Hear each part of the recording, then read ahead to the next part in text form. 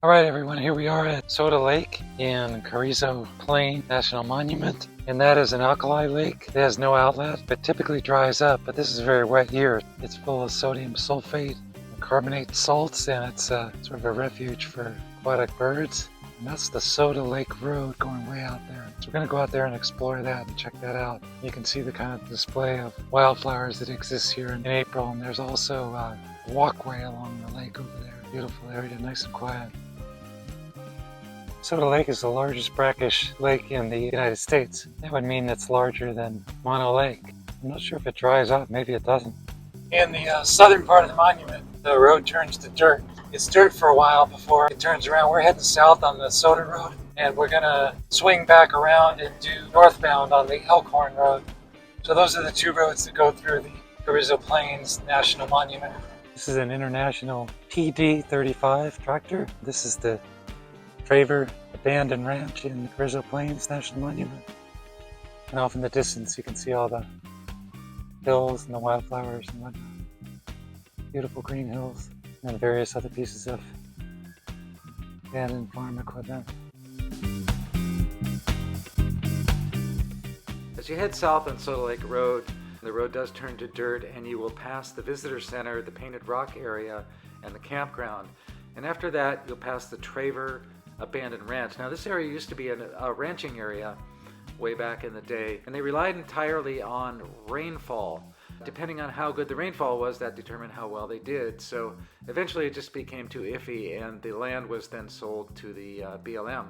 Now it's BLM land, it's a national monument, and the Soda Lake Road is a pretty good road. It's probably a two-wheel drive road if it's dry. If it's wet, I think it's a game changer. As you get to the southern end, you start to see more and more wildflowers.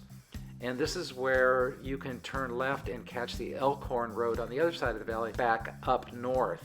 Now this road is a little bit more of a Jeep trail. I'd recommend a high clearance vehicle.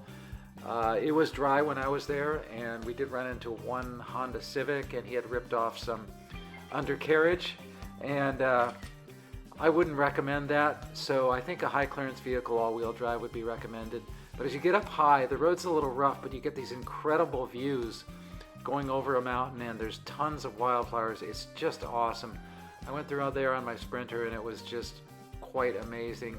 I stopped, I took a lot of pictures, and then following that you end up in the valley on the other side, or the other side of the valley I should say, but there's a sort of a mountain between them, and over in that direction is an incredible display of wildflowers. It's just amazing. So there isn't a lot of dedicated visitor viewpoints as there are in some national parks, for example.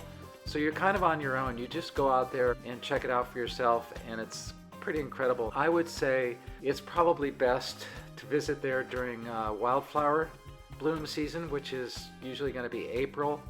And to me, that's when Carrizo Plain is the most exciting to visit. So I was just passing through, and I'm going to definitely go back there and maybe spend a little bit more time. But I think if you spent a couple of days, that's probably enough. It's quite a long drive on the dirt road. As I got to the backside, the wildflowers really went kind of crazy. I met these two women who were just touring around in a car.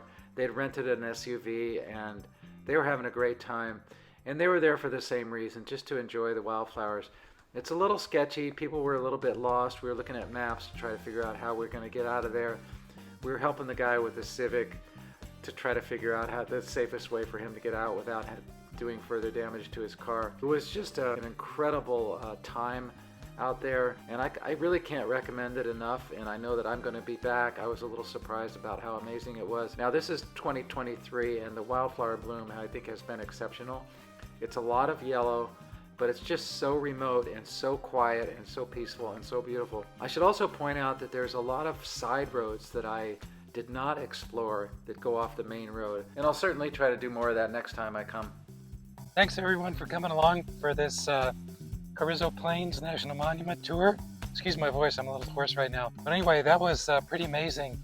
So what I did is I went south on the Soda Road, which is more the main road. Now I'm returning on the Elkhorn Rd, which is a little bit quieter, and I'm really liking this backside, and the flowers back there were pretty amazing. So anyway, thanks for coming along. I hope you enjoyed the video. I'm definitely going to come back here and maybe spend some more time. Only have a day to spend here, so I'm moving pretty quick. But we'd love to come out here and camp and hang out for a little longer. So anyway, thanks for coming along. Until next time, thanks for watching.